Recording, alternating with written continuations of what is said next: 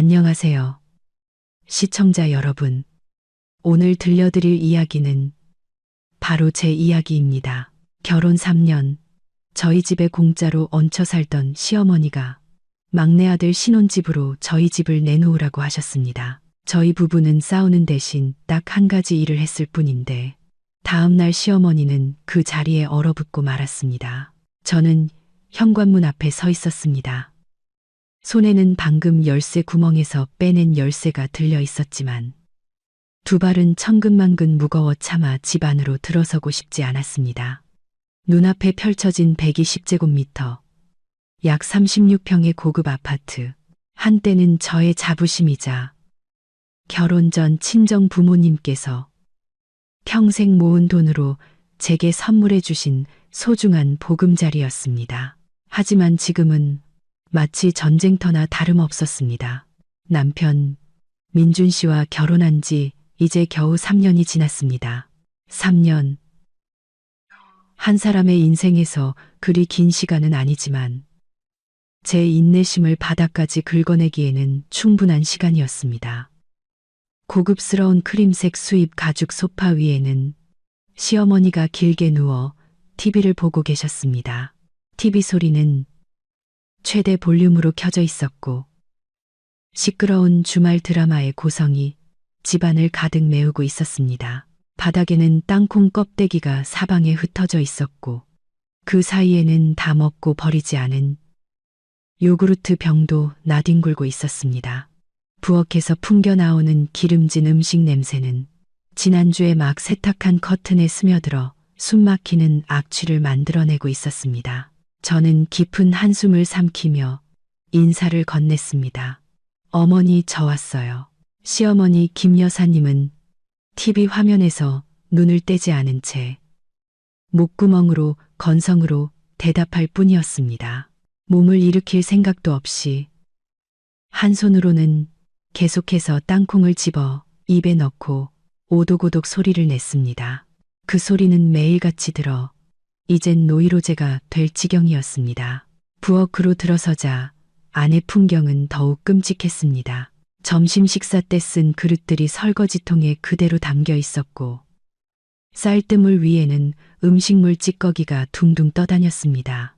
조리대 위에는 뚜껑이 열린 간장병 주위로 개미들이 새까맣게 모여들고 있었습니다. 가슴에 커다란 돌덩이가 얹힌 듯 답답했습니다. 갓 결혼했을 때 시어머니는 아들과 새 며느리를 챙겨주고 서울 구경도 할 겸 며칠만 머물다 가시겠다고 했습니다. 하지만 그 며칠은 벌써 3년이라는 긴 시간으로 이어졌습니다.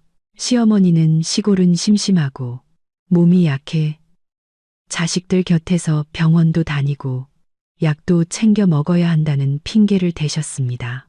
남편 민준 씨는 효심이 지극한 아들이었고 홀로 계신 어머니가 안쓰러워 저와 상의 끝에 아예 모시고 살기로 했습니다. 그때는 남편이 안쓰럽기도 하고 그저 식구 한 명 늘어나는 것이라 단순하게 생각했던 저는 고개를 끄덕였습니다. 그것이 아마도 제 결혼 생활 초반의 가장 큰 실수였을 겁니다.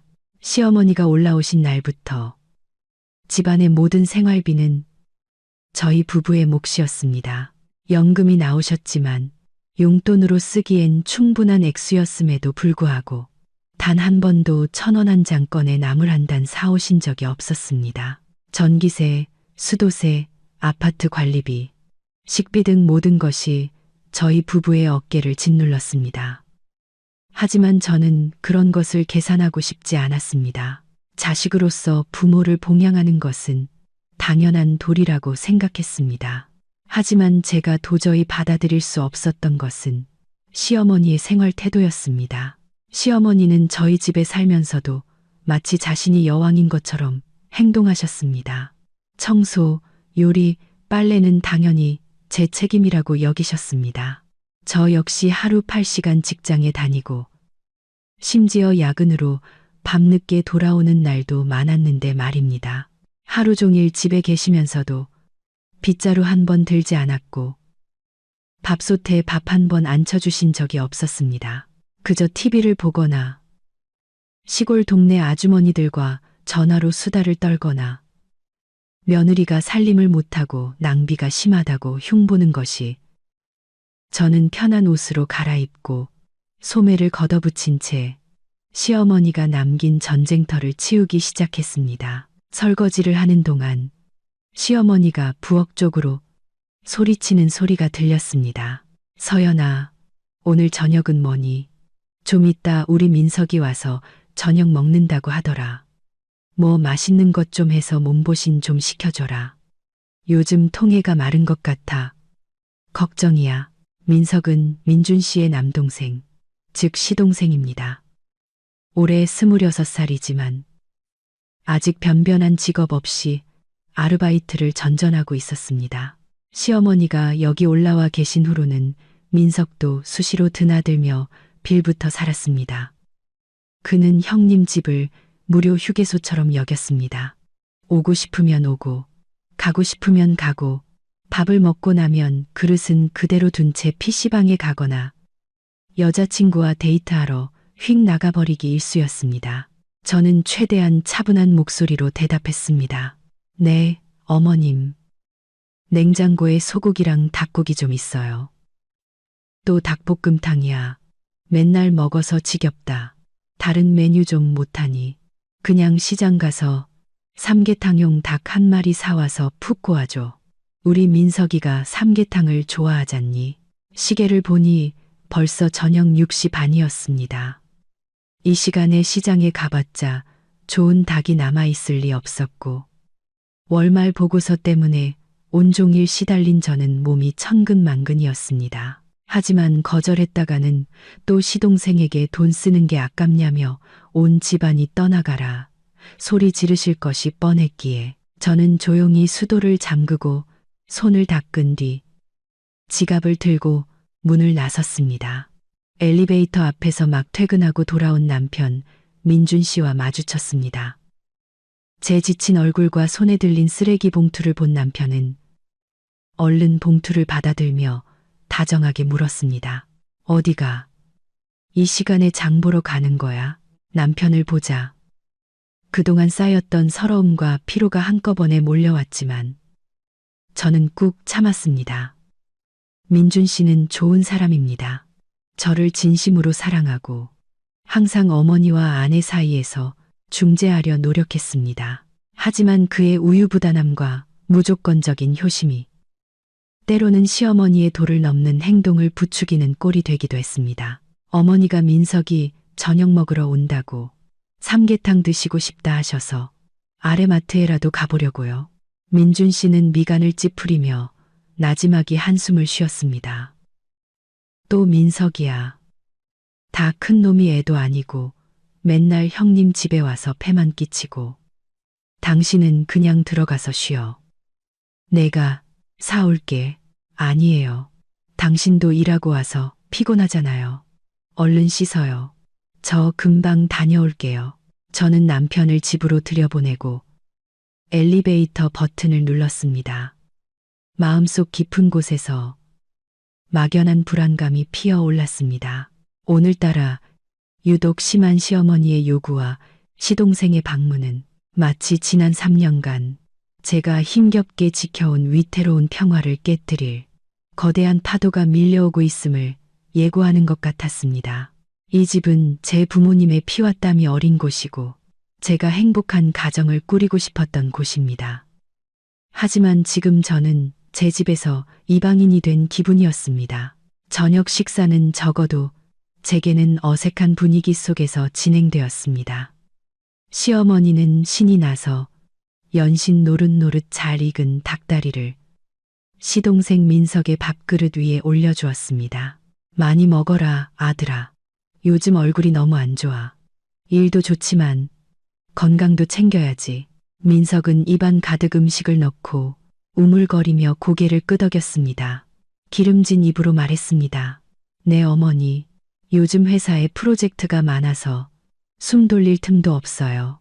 저는 민석을 힐끗 쳐다보며 속으로 비웃었습니다. 그의 프로젝트란 아마도 밤새도록 하는 온라인 게임이나 백수 친구들과 어울려 다니며 허풍 떠는 것일 테지요. 이 시동생의 성격을 제가 모를 리 없었습니다. 옆에 앉은 민준 씨가 제게 닭가슴살 한 점을 집어주며 속삭였습니다. 당신도 좀 먹어. 보기만 하지 말고. 저는 남편에게 고맙다고 미소를 지었지만 입안의 밥알은 모래알처럼 느껴졌습니다. 이 저녁 식사가 단순히 가족 모임이 아니라는 불길한 예감이 들었습니다. 식사가 반쯤 끝났을 때 민석이 젓가락을 내려놓고 입을 닦으며 시어머니에게 의미심장한 눈빛을 보냈습니다.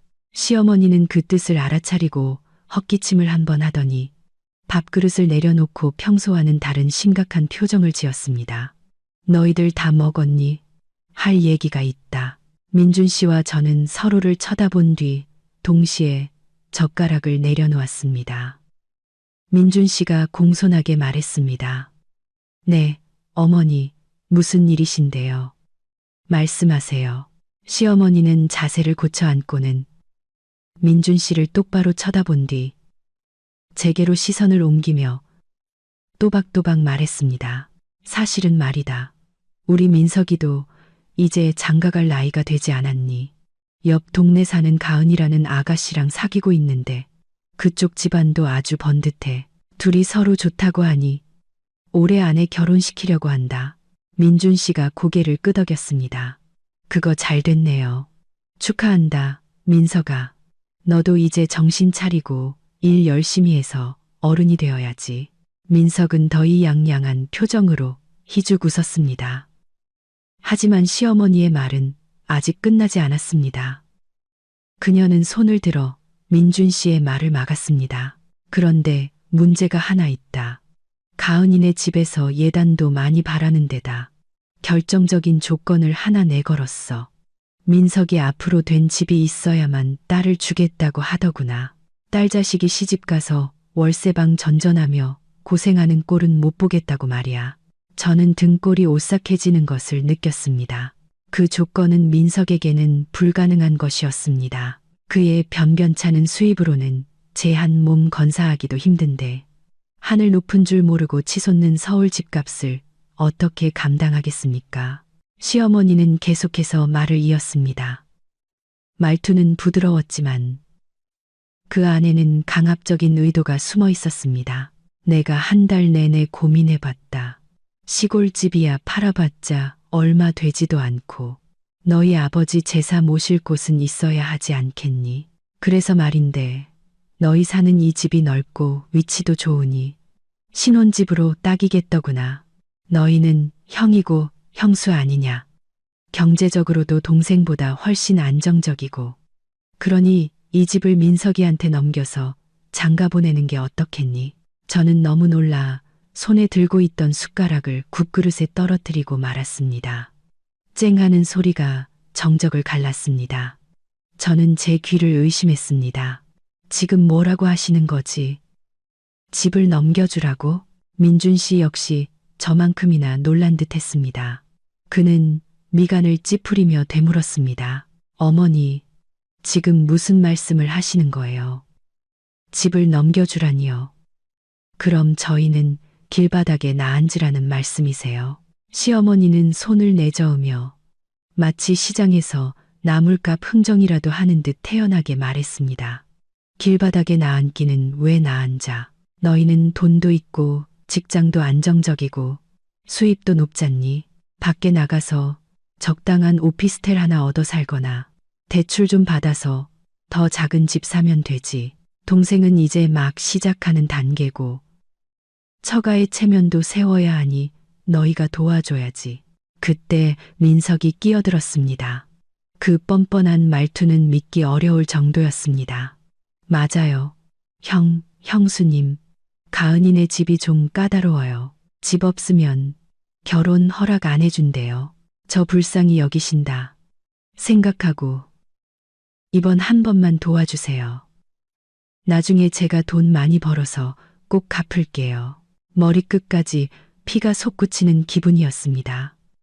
더 이상 침묵을 지킬 수 없었습니다. 저는 시어머니와 민석의 눈을 똑바로 쳐다보며 분노를 억누르느라 떨리는 목소리로 말했습니다. 어머님 민석 씨, 그건 안 될 말이에요. 이 집은 제 명의로 된 제 재산이에요. 결혼하기 전에 저희 부모님께서 사주신 집이라고요. 이건 저희 부모님의 평생 피땀이 어린 집인데 어떻게 그렇게 쉽게 넘겨주라는 말씀을 하세요? 시어머니의 얼굴이 순식간에 굳어졌습니다. 그녀는 손으로 식탁을 세게 내리치며 소리쳤습니다. 너 지금 뭐라고 했니? 네 재산, 네가 내 아들과 결혼해서 이 박씨 집안 사람이 된 이상 네 것도 다 박씨 집안의 것이다. 여자는 시집 오면 그 집안 귀신이 되는 법이야. 어디서 시어미한테 그런 계산적인 소리를 해. 형제는 수족과 같아서 어려울 때 서로 돕고 사는 거야. 동생이 어려우면 형이 도와주는 게 세상 이치라고. 이치라는 게 이렇게 대놓고 빼앗는 건 아니죠.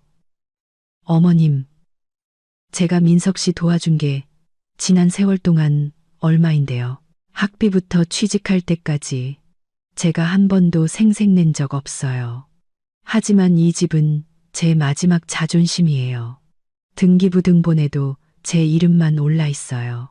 법적으로도 명백히 제 고유재산이고 누구도 저한테 강요할 권리는 없어요. 민석은 제 격한 반응을 보고는 민준 씨를 부추기기 시작했습니다. 형수님 좀 봐. 말 한마디 했다고 법까지 들먹이면서 엄마랑 나를 협박하잖아. 형이 가장이면서 어떻게 형수님이 머리 꼭대기에서 저렇게 날뛰게 놔둬. 시어머니도 가세하며 울부짖기 시작했습니다. 아이고, 세상에, 세상에. 내가 무슨 복이 없어서 저렇게 사납고 독한 며느리를 들였을까. 피부치 정보다 집 한 채를 더 중하게 여기는 것 좀 봐. 아들아, 정신 차리고 내 마누라 좀 봐라. 저녁 식사는 한순간에 저를 비난하는 성토의 장으로 변했습니다. 저는 그 자리에 앉아 손가락 마디가 하얘지도록 식탁 모서리를 꽉 잡았습니다. 저는 이 싸움이 이제 막 시작되었음을 직감했습니다. 그리고 김서연은 제 보금자리를 지키기 위해 결코 물러서지 않을 것이라고 다짐했습니다. 거실의 공기는 무겁게 가라앉아 성냥불 하나만 던져도 모든 것이 폭발할 것 같았습니다. 시어머니의 흐느낌은 그치지 않았고 그 사이로 민석의 혀차는 소리와 원망 섞인 한숨 소리가 섞여들었습니다. 이제 모든 시선은 민준 씨에게로 향했습니다. 저는 불안한 마음으로 남편을 바라보았습니다. 민준 씨가 저를 사랑한다는 것을 알지만 그는 또한 어머니의 마음을 상하게 하는 것을 극도로 두려워하는 효자였습니다. 과거에도 그는 종종 좋은 게 좋은 거라며 제게 조금만 참으라고 권유한 적이 많았습니다. 하지만 이번은 달랐습니다. 이번에 치러야 할 대가는 약간의 자존심이나 돈 몇 푼이 아니었습니다. 우리의 전 재산이자 몸을 누일 보금자리였습니다. 만약 민준 씨가 흔들린다면, 만약 그가 어머니와 남동생의 편에 선다면 저는 이 무너지는 상황을 어떻게 감당해야 할지 알 수 없었습니다. 민준 씨는 깊은 숨을 들이쉬었습니다. 그의 얼굴은 굳어졌고 눈빛에는 단호함이 서려 있었습니다. 그는 천천히 젓가락을 내려놓고 어머니를 똑바로 쳐다보며 낮지만 단호한 목소리로 말했습니다. 어머니, 그리고 민서가 내 말 잘 들어. 시어머니의 울음소리가 뚝 그쳤습니다. 그녀는 큰아들이 자신의 편을 들어줄 것이라는 기대를 품고 고개를 들었습니다. 집을 넘겨주는 일은 절대로 있을 수 없습니다. 어머니도 민석이도 이 얘기는 다시는 꺼내지 마세요. 민준 씨의 말은 시어머니와 민석의 얼굴에 찬물을 끼얹는 것과 같았습니다. 시어머니는 입을 벌린 채 얼어붙었고 민석은 눈을 동그랗게 뜨고 경악했습니다. 너 지금 뭐라고 했니? 내 마누라 말만 듣고 동생을 내팽개치겠다는 거냐? 시어머니는 분노로 목소리를 떨며 더듬거렸습니다. 민준 씨는 여전히 침착한 태도를 유지했습니다. 그는 제 손을 잡아 꽉 쥐어주며 힘을 실어주고 우리가 한마음이라는 것을 확인시켜 주었습니다. 누구의 말을 듣는 게 아니라 옳은 말을 하는 겁니다. 서연이가 말했듯이 이 집은 아내의 혼전 고유 재산입니다. 장인, 장모님께서 평생 고생해서 딸에게 사주신 누구에게도 의지하지 않고 살 수 있도록 마련해 주신 안식처예요. 법적으로 제가 결정할 권리가 없고 어머니와 민석이는 더더욱 없습니다. 그리고 인정으로 따져봐도 저희는 여기서 안정적으로 잘 살고 있습니다. 일과 생활 모두 이곳과 연결되어 있어요. 그런데 민석이 결혼시킨다고 저희더러 나가서 월세 살아라뇨. 어머니, 이게 합리적이라고 생각하십니까? 민석이 벌떡 일어나며 얼굴이 새빨개졌습니다. 하지만 형은 장남이고 나보다 형편이 낫잖아. 내가 지금 집이 없어서 결혼을 못하게 생겼는데 형이 평생 나 총각으로 늙어 죽는 꼴 보고 싶어. 민준 씨는 동생을 돌아보았습니다. 그의 날카로운 눈빛에 민석은 저도 모르게 한 걸음 뒤로 물러섰습니다. 민석아, 너 이제 26살이야. 내가 네 나이 때는 혼자 힘으로 돈 벌고 내 생활 꾸리고 심지어 시골에 돈 보내서 네 학비까지 댔다. 결혼하고 싶으면 네 힘으로 네 아내와 자식을 책임질 수 있어야 해. 처가에서 집을 요구하는데 네가 그걸 감당할 수 없다면 방법은 둘 중 하나야. 네가 노력해서 집을 사거나 아니면 네 형편에 맞는 다른 사람을 찾아야지. 형님 집 뺏어서 남들한테 허세 부리는 게 아니라고. 그깟 헛된 체면이 밥 먹여주지 않아. 네가 감히 네 동생을 가르치려 들어. 시어머니가 소리쳤습니다. 그녀는 벌떡 일어나 민준 씨의 얼굴을 손가락으로 가리켰습니다. 내가 너를 낳고 키운 게 이제 와서 내 마누라랑 한패가 돼서 내 어미랑 동생을 핍박하라고 그런 줄 알아? 저 집이 비록 제 명의로 되어 있지만 네가 남편인데 내게도 권리가 있어. 네가 동생한테 명의 이전 서류에 도장 찍으라고 하면 제가 감히 안 찍겠어. 어머니, 민준 씨가 버럭 소리쳤습니다. 저는 그가 어머니에게 그렇게 큰 소리를 내는 것을 처음 보았습니다. 제발 그런 비합리적이고 강압적인 생각 좀 그만하세요. 시대가 어느 때인데 아직도 그런 구시대적인 생각을 하고 계세요. 서연이는 제 아내고 저는 아내를 존중하고 아내의 재산을 보호할 겁니다.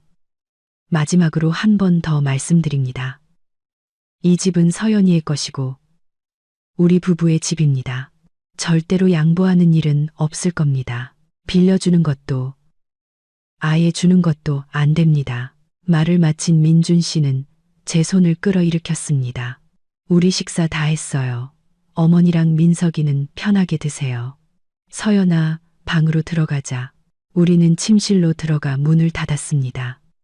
등 뒤로 시어머니의 처절한 울부짖음과 저주 섞인 고함이 울려 퍼졌습니다. 저는 문에 등을 기댄 채 다리에 힘이 풀려 주저앉았고 벅차오르는 감정에 눈물이 터져 나왔습니다. 민준 씨는 저를 꼭 안아주며 머리를 쓰다듬었습니다. 그의 목소리는 미안함으로 가득 차 있었습니다. 미안해.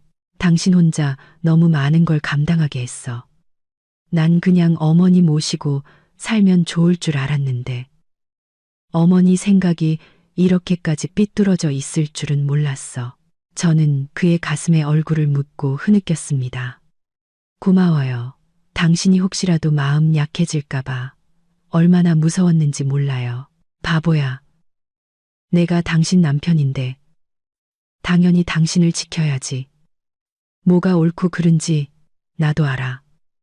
이번 일은 어머니랑 민석이가 정말 너무했어.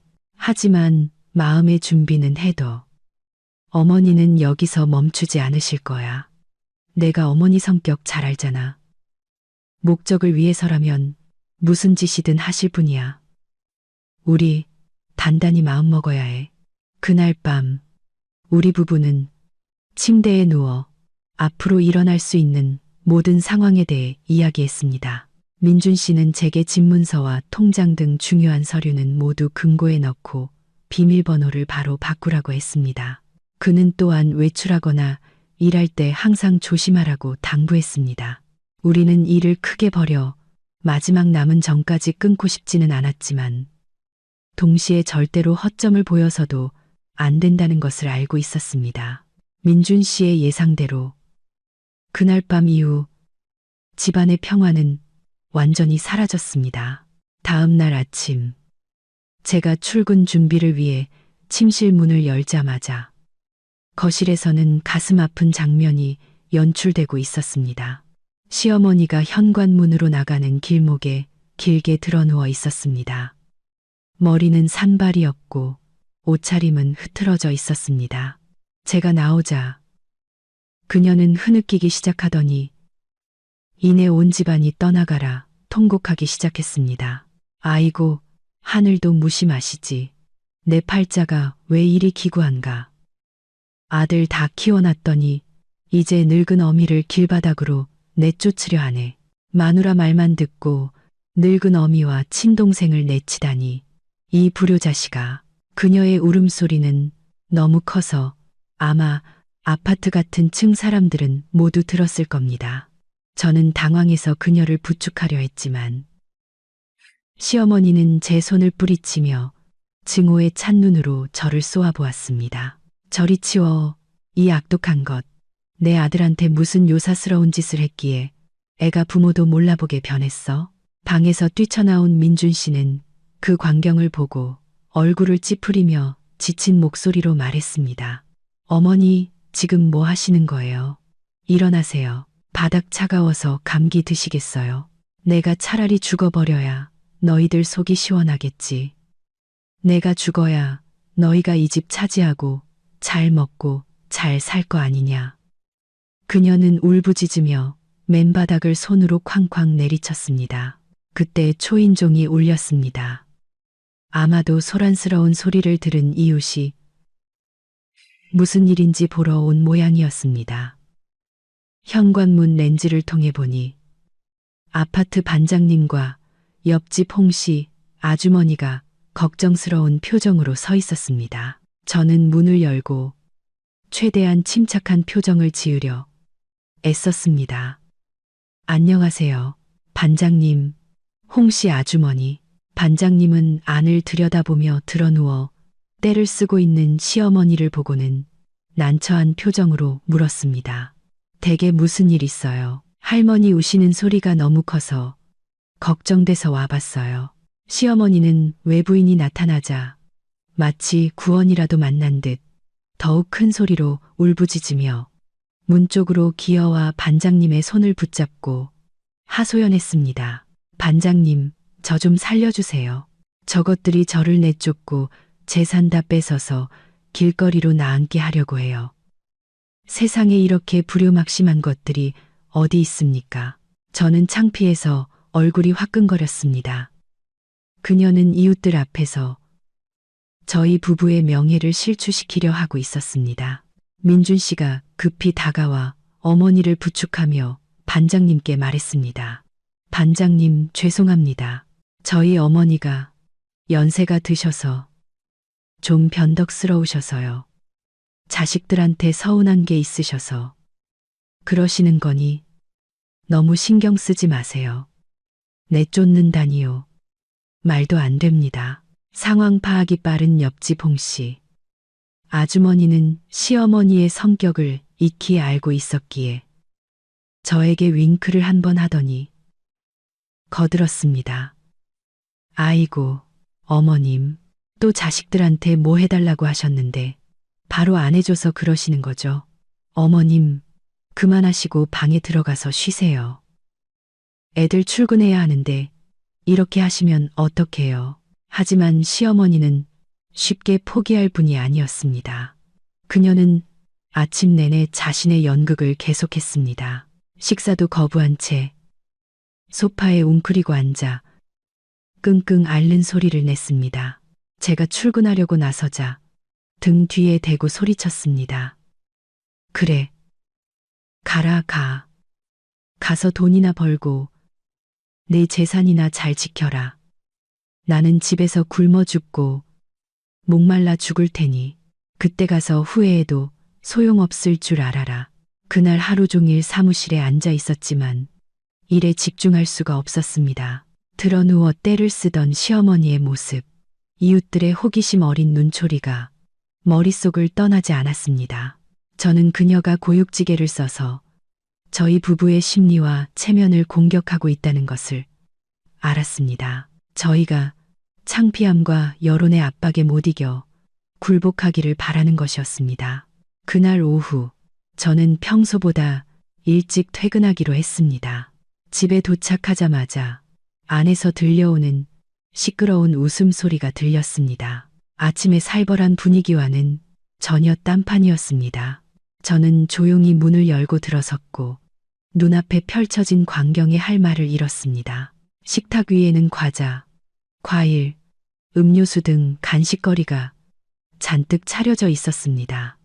시어머니는 망고를 깎으며 화난 표정을 짓고 있었습니다.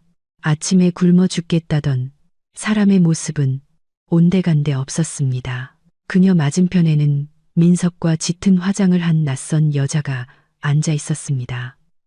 그 여자는 다리를 꼬고 앉아 망고를 우적우적 씹고 있었습니다. 제가 들어서자 웃음소리가 뚝 그쳤습니다.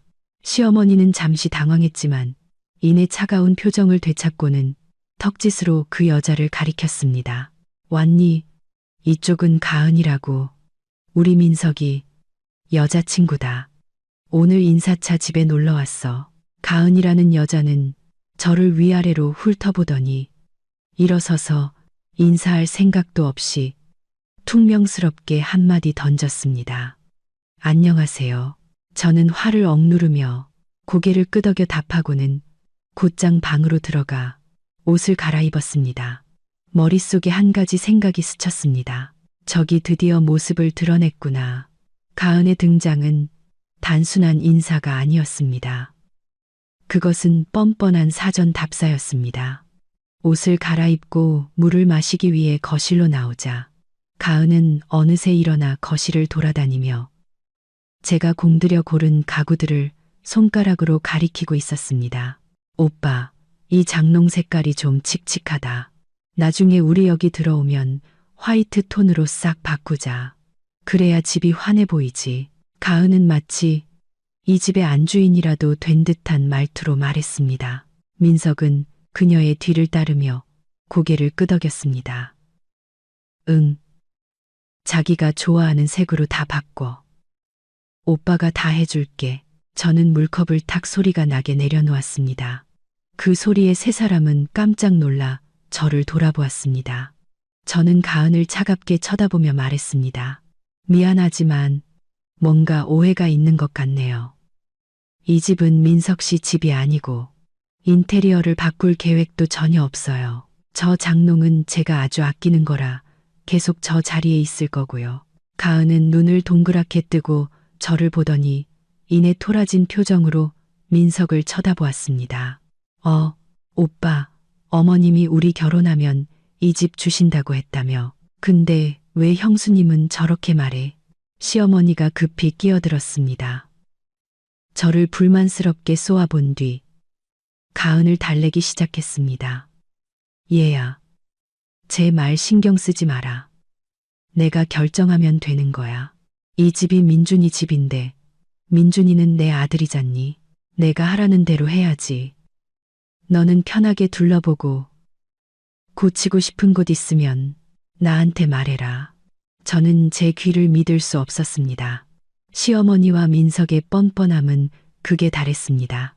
그들은 자신들의 것도 아닌 것을 마치 자기 것인 양 남에게 약속하고 있었습니다. 어머님, 저랑 민준 씨가 어젯밤에 분명히 말씀드렸잖아요. 집 넘겨주는 일은 없다고요. 가은 씨한테 헛된 희망 주셔서 남의 인생 망치지 마세요. 그 말을 들은 가은은 얼굴을 찌푸리며 민석에게 투덜거렸습니다. 이게 어떻게 된 거야? 오빠가 집 문제 해결할 수 있다고 했잖아. 근데 형이랑 형수님이 반대하는 거였어. 그럼 결혼은 어떻게 해? 우리 엄마 아빠가 분명히 말했어. 자기 집 없으면 우리 딸 데려갈 생각도 하지 말라고. 민석은 당황해서 가은의 손을 잡았습니다. 아, 자기야. 진정해. 형수님이 농담하는 거야. 형이랑 형수님, 나 엄청 아끼셔. 분명히 도와주실 거야. 나만 믿어. 그러고는 저를 돌아보았습니다. 그의 눈빛은 애원에서 증오로 바뀌어 있었습니다. 형수님, 너무 심한 거 아니에요? 이렇게 우리 사이를 갈라놓으려 하다니 정말 악독하시네요. 형수님은 좋은 집에서 편하게 사니까 동생이 어떻게 되든 상관없다는 거예요? 그깟 집 하나 동생한테 양보하는 게 그렇게 아까워요? 저는 씁쓸하게 웃었습니다. 양보할 가치가 있는 사람한테는 아깝지 않지, 민석 씨. 하지만 나는 평생 당신이랑 당신 아내까지 부양할 의무는 없어. 결혼하고 싶으면 네 힘으로 내 발로 일어서야지. 가은이 제가 들을 수 있을 만큼의 소리로 비아냥거렸습니다. 무슨 대단한 집이라고. 가족끼리 너무 계산적이네. 저런 사람이랑 같이 살면 피곤하겠다. 저는 궤 돌아서서 가은의 얼굴을 똑바로 쳐다보았습니다. 네, 맞아요. 저는 아주 계산적인 사람이에요. 특히 남의 것에 빌부터 편하게 살려는 사람한테는 더 그렇죠. 이 집 문턱도 넘어보지 않고 벌써 가구를 바꾸고 집을 차지할 생각부터 하는 걸 보니 딱 잘라 말할게요. 당신은 어림도 없어요. 이만 돌아가 주세요. 네가 감히 내 손님을 내쫓아. 시어머니가 소리치며 제 뺨을 때리려고 달려들었습니다. 저는 재빨리 그녀의 손목을 잡았습니다. 저는 그녀가 지금껏 저에게서 본 적 없는 단호한 눈빛으로 그녀를 쏘아보았습니다. 어머님 손님을 내쫓는 게 아니에요. 하지만 여긴 제 집이고 집주인을 존중하지 않는 사람을 내보낼 권리는 저한테 있어요. 가은은 상황이 심상치 않음을 느끼고 제 단호한 태도에 기가 죽었는지 투덜거리며 가방을 챙겨 일어섰습니다. 됐어. 오빠. 나 갈래. 이 집 너무 복잡해서 엮이고 싶지 않아. 오빠가 알아서 가족들 설득해. 집 등기 이전 다 끝나면 그때 다시 얘기해. 말을 마친 그녀는 누구에게도 인사하지 않고 휙 돌아서 나가버렸습니다. 민석은 허둥지둥 그녀를 따라 나갔고 시어머니는 분노로 얼굴이 시뻘개진 채 그 자리에 서 있었습니다. 그녀는 떨리는 손으로 저를 가리켰습니다. 잘했다, 잘했어. 내가 감히 네 시동생 혼사를 망쳐. 내가 가만두지 않을 거야. 저는 그들의 뒷모습을 보며 속으로 생각했습니다. 가만두지 않겠다고요. 좋아요. 어머님이 뭘 하실 수 있는지 저도 한번 기다려보죠. 가은과의 사건 이후 시어머니는 전략을 바꾸셨습니다. 더 이상 소리를 지르거나 드러누워 떼를 쓰지 않으셨습니다. 대신 무서운 침묵을 지키셨습니다. 하루 종일 뚱한 표정으로 제게 말 한마디 걸지 않으셨습니다. 저를 보는 눈빛에는 항상 계산적인 저기가 서려 있었습니다. 그 침묵은 차라리 욕설보다 더 저를 불안하게 만들었습니다. 이틀 후 오전에 갑작스러운 회의가 잡혀 오후에 일찍 퇴근하게 되었습니다. 저는 마트에 들러 맛있는 음식을 사서 저녁 식사를 푸짐하게 차릴 생각이었습니다. 긴장된 집안 분위기를 좀 풀어보고 싶었습니다. 어쨌든 냉전이 길어져서 좋을 건 없으니까요. 집에 도착하니 현관문이 살짝 열려 있었습니다. 안에서는 무언가 쿵쾅거리는 소리와 테이프 뜯는 소리가 들렸습니다. 불길한 예감이 들어 저는 소리를 내지 않고 조심스럽게 문을 열고 안으로 들어갔습니다. 눈앞에 펼쳐진 광경에 피가 거꾸로 솟는 것 같았습니다. 제가 출근하기 전 분명히 잠갔던 저희 부부의 침실 문이 자물쇠 부분이 뜯겨나간 채 활짝 열려 있었습니다. 안에서는 시어머니와 민석이 분주하게 움직이고 있었습니다. 민석은 제 드레스와 정장들을 낡은 종이 상자에 마구 쑤셔 넣고 있었습니다. 엄마, 이거 버려?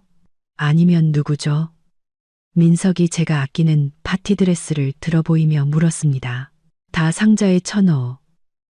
깨끗하게 치워야지. 침대 위치도 다시 잡고. 가은이가 서연이 냄새 나는 거 싫어할지도 몰라.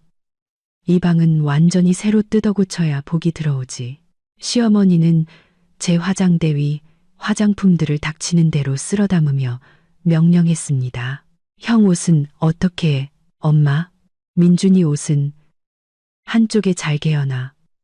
나중에 걔네 월세방으로 가져가면 되니까. 그리고 제 마누라 액세서리랑 가방 같은 건 내가 보고 팔만한 건 팔아서 결혼 자금에 보태라. 저는 방문 앞에 선 채로 얼어붙었습니다. 제 사생활과 자존심이 가장 잔인한 방식으로 짓밟히고 있었습니다. 그들은 단지 집을 빼앗는 것을 넘어 이곳에서 제 모든 흔적을 지워버리려 하고 있었습니다. 심지어 제 물건을 팔아치울 생각까지 하다니. 이것은 가족의 행동이 아니었습니다. 강도의 소행이었습니다. 제 마지막 인내심의 끈이 툭 하고 끊어졌습니다. 저는 예전처럼 소리치거나 달려들지 않았습니다. 대신 몇 걸음 뒤로 물러나 휴대폰을 꺼내 동영상 녹화 버튼을 눌렀습니다. 증거가 필요했습니다. 그들의 말과 행동은 나중에 발뺌하지 못하도록 반드시 기록되어야 했습니다. 저는 어질러진 옷가지들, 제 물건을 상자에 쑤셔 넣는 민석, 제가 보석을 보관하는 서랍을 뒤지는 시어머니의 얼굴을 뚜렷하게 촬영했습니다. 충분히 촬영했다고 생각한 뒤 저는 깊은 숨을 들이쉬고 방으로 걸어 들어가 얼음장같이 차가운 목소리로 말했습니다.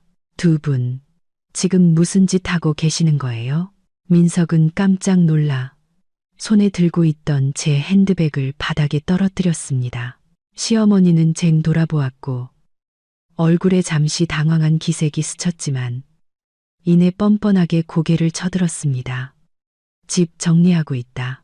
웬일로 일찍 왔니? 집 정리요. 저는 비웃으며 바닥에 구겨진 옷더미를 가리켰습니다. 어머니는 남의 방을 함부로 뒤지고 제 물건을 쓰레기 상자에 던져 넣는 걸 집 정리라고 부르시나요? 누가 어머니랑 민석 씨한테 허락도 없이 저희 부부 침실에 들어오라고 했죠. 내가 어미인데 내게도 권리가 있어. 이 집에서 내가 들어가고 싶은 방은 어디든 들어갈 수 있어. 내 물건 치워서 민석이 결혼할 방 준비해 주는 거야. 네가 알아서 안 치우니까 내가 대신 치워주는 건데 뭐가 불만이야? 맞아요, 형수님. 민석이 상자를 발로 툭 차며 거들었습니다. 하루라도 빨리 치워주시는 게 좋은 거예요. 곧 가은이가 방 보러 올 텐데 이렇게 지저분하게 두면 비웃을 거라고요. 저는 그 모자를 보며 역겨움을 느꼈습니다. 이런 사람들에게 이성과 도덕은 무의미했습니다. 좋아요. 어머니한테 권리가 있다고요? 저는 휴대폰을 들어 보였습니다. 방금 어머니와 민석 씨가 한 모든 행동, 제가 전부 다 녹화했어요. 이건 명백한 주거 침입이고 타인의 재산을 훼손하는 불법 행위예요. 시어머니의 얼굴이 하얗게 질리더니 제게 달려들어 휴대폰을 빼앗으려 했습니다. 네가 감히 날 찍어? 이 버르장머리 없는 것. 휴대폰 내놔. 저는 재빨리 뒤로 물러나 휴대폰을 등 뒤로 숨기며 또렷하게 선언했습니다. 제 몸에 손대지 마세요. 분명히 말씀드리는데 이 순간부터 저는 더 이상 아무것도 참지 않을 거예요. 지금 당장 제 방에서 나가세요. 그러지 않으면 아파트 관리실과 경찰에 신고할 거예요. 제 불타는 눈빛과 단호한 태도를 본 시어머니는 멈칫했습니다. 제가 농담하는 것이 아니라는 것을 깨달은 모양이었습니다. 민석도 겁을 먹고는 어머니의 팔을 끌었습니다. 엄마, 일단 나가요. 형 오면 그때 다시 얘기해요. 그들은 독서를 퍼부으며 방에서 나갔습니다. 저는 문을 쾅 닫고 잠가버렸습니다. 엉망이 된 방, 흩어진 옷과 물건들을 보자 눈물이 터져 나왔습니다. 저는 바닥에 주저앉아 가슴을 부여잡았습니다. 고통스럽고 굴욕적이었지만 그보다 더 큰 것은 분노였습니다. 더 이상 방어만 하고 있을 수는 없었습니다. 반격해야 했습니다. 이 기생충 같은 사람들을 제 인생에서 몰아내고 제 가정을, 제 자신을 지켜야 했습니다. 싸움은 이제부터가 진짜 시작이었습니다. 방문이 닫힌 후 저는 더 이상 단 1초도 약해지지 않겠다고 다짐했습니다. 눈물을 닦고 일어나 행동을 시작했습니다. 지금 가장 중요한 것은 이 난장판을 치우는 것이 아니라 제가 가진 증거를 지키는 것이었습니다. 저는 즉시 방금 촬영한 동영상을 세 곳에 백업했습니다. 개인 컴퓨터, 비밀 클라우드 계정, 그리고 회사 이메일로 사본을 보냈습니다. 업로드 완료라는 문구를 보고 나서야 저는 안도의 한숨을 내쉬었습니다.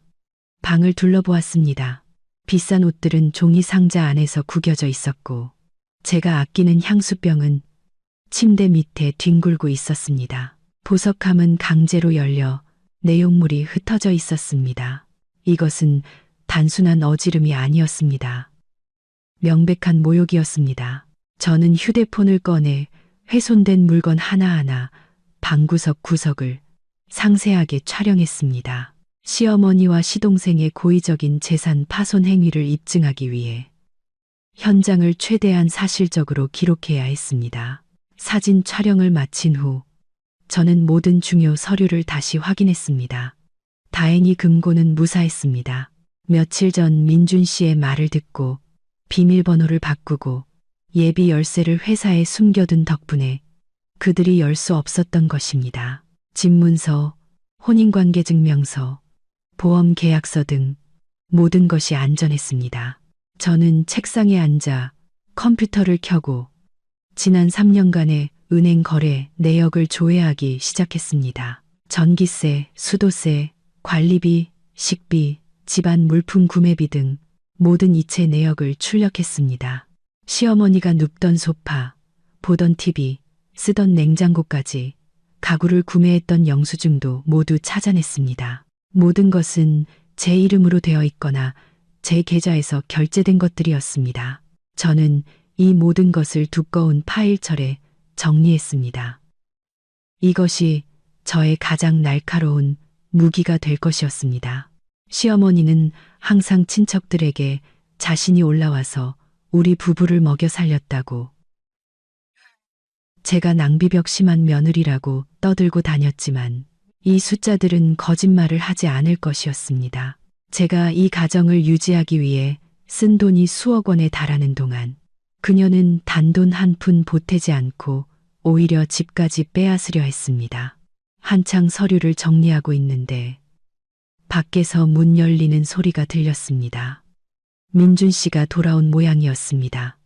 저는 서둘러 파일철을 서랍에 넣고 잠근 뒤 문을 열었습니다. 민준 씨가 이 광경을 최대한 생생하게 봐야 했습니다. 민준 씨는 지친 표정으로 집에 들어섰지만 침실 문 앞에 쌓인 종이, 상자들과 미처 치우지 못한 옷더미를 보자마자 너무 놀라 손에 들고 있던 서류 가방을 바닥에 떨어뜨렸습니다. 이게 다 뭐야? 민준 씨는 충격으로 갈라진 목소리로 물었습니다. 저는 문에 기댄 채 아무 말 없이 붉어진 눈으로 그를 바라볼 뿐이었습니다. 민준 씨는 제게 달려와 걱정스럽게 어깨를 잡았습니다.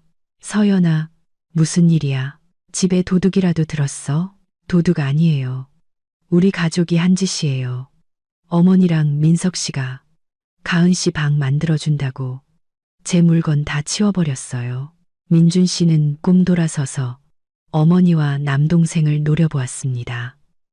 그의 눈에는 지금껏 본 적 없는 맹렬한 분노가 타올랐습니다. 그는 빠른 걸음으로 거실로 나가 위압적인 목소리로 외쳤습니다. 어머니 민석, 이게 어떻게 된 일인지 당장 설명하세요. 시어머니는 아들의 분노에 잠시 주춤했지만 이내 뻔뻔하게 둘러댔습니다. 지저분해서 내가 좀 치웠다. 뭐가 그렇게 큰 소리야? 치웠다고요? 민준 씨는 목소리를 높이며 구겨진 옷더미를 가리켰습니다. 어머니는 제 아내 옷을 쓰레기 상자에 쳐넣는 걸 치운다고 하세요. 누가 어머니한테 함부로 저희 방에 들어오라고 허락했습니까? 제가 몇 번이나 말씀드렸어요. 침실은 사적인 공간이니 절대 함부로 들어오지 마시라고요. 민석이 어머니를 변호하며 나섰습니다. 형, 진정해. 엄마도 다 형 잘 되라고 그러신 거야. 형수님이랑 둘이 살기엔 너무 넓어서 낭비잖아. 내가 곧 결혼하는데 동생한테 좀 양보하는 게 뭐 어때서 그래. 닥쳐. 민준 씨의 고함에 민석은 깜짝 놀라 소파에 주저앉았습니다. 너는 입 다물고 있어. 팔다리 멀쩡하고 나이도 먹을 만큼 먹은 놈이 제 앞가림도 못하고 엄마랑 한패가 돼서 형수님 집이나 뺏으려고 해. 너 자존심도 없냐, 민석아. 민준 씨는 어머니를 돌아보았습니다. 그의 목소리는 깊은 실망감으로 떨리고 있었습니다. 어머니, 정말 어머니가 이런 일을 하셨다는 게 믿기지가 않아요. 서연이는 제 아내고 어머니 며느리예요. 아내가 뭘 그렇게 잘못했다고 이렇게까지 대하세요? 지난 3년간 아내는 어머니 식사 한 끼, 잠자리 하나까지 다 챙겨드렸어요. 어머니 아프실 때도 아내가 밤새 간호했고요. 어머니가 아내를 아껴주시지는 못할 망정 어떻게 아내의 집에서 아내의 명예를 이렇게 짓밟으실 수가 있어요. 시어머니는 아들에게 된통 야단을 맞자 또다시 울음을 터뜨리며 예전 수법을 썼습니다. 아이고, 내 아들이 마누라 편들어서 어미한테 소리 지르네. 내가 너를 어떻게 키웠는데 고작 낡은 옷 몇 벌 때문에 이 어미한테 대들어. 하지만 이번에는 민준 씨가 흔들리지 않았습니다. 그는 차가운 눈빛으로 어머니를 똑바로 쳐다보았습니다. 그만 우세요, 어머니. 이제 어머니 눈물은 저한테 통하지 않아요. 분명히 말씀드리는데 제가 봐드리는 건 이번이 마지막이에요. 만약 어머니랑 민석이가 또다시 이 집 물건에 손을 대거나 서연이를 한 번만 더 힘들게 하면 그때는 저 불효자식 되는 거 원망하지 마세요. 당장 어머니를 시골로 내려보낼 겁니다. 말을 마친 민준 씨는 등 뒤에서 울부짖는 어머니를 내버려 두고 돌아섰습니다. 그는 방으로 들어와 저를 부드럽게 안아주었습니다. 미안해. 내가 너무 늦게 왔어. 저는 그의 어깨에 얼굴을 묻었습니다. 남편의 가슴이 떨리는 것이 느껴졌습니다. 민준 씨도 마음이 아플 것이라는 걸 압니다. 친어머니에게 큰 소리를 내는 것은 어떤 자식도 원치 않는 일일 겁니다.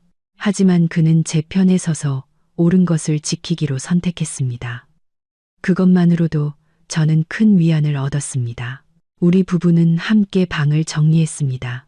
민준 씨는 조심스럽게 옷 하나하나를 옷걸이에 걸고 흩어진 장신구들을 보석함에 담아주었습니다. 침묵이 공간을 감쌌지만 그 침묵 속에서 저는 우리 두 사람의 굳은 결심과 한마음을 느낄 수 있었습니다. 이 싸움이 앞으로 더욱 힘겨워질 것이라는 것을 우리는 알고 있었습니다. 격렬한 다툼 이후 시어머니의 태도는 완전히 바뀌었습니다. 더 이상 노골적으로 집을 요구하거나 물건을 뒤지지 않으셨습니다. 대신 더 교활한 전략으로 전환하셨습니다. 바로 은밀한 파괴와 정신적 학대였습니다.